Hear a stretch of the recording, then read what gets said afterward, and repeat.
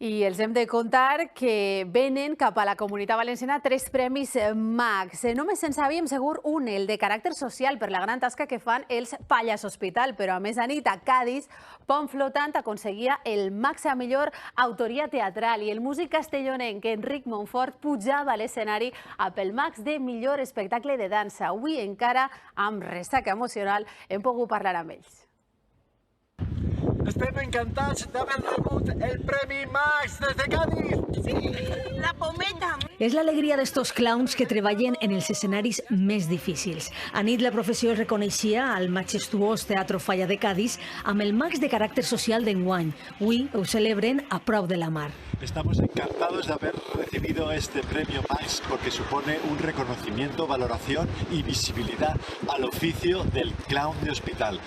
Ojalá hubiera payasos y payasas de hospital en cada uno de los centros sanitarios. Y el Max es para la reina del metal, de Vanessa Ibar y Enric Montfort. El percussionista castellonenc Enric Montfort ja no l'hem trobat avui a Cádiz. Ha agafat el primer vol cap a Amsterdam, on viu. La reina del metal sí que es va estrenar a Castelló, però té un cor mestís i perifèric.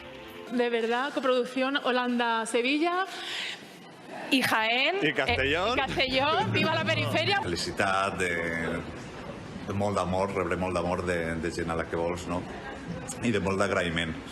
I amb aquesta sensació de que estos premis son premis al final colectivos, ¿no? El Max va para Jesús Muñoz y Pau Pons por Eclipse Total.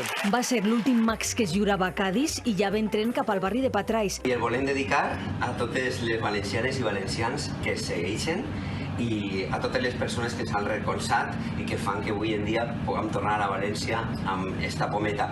I en especial als nostres pares, per vosaltres.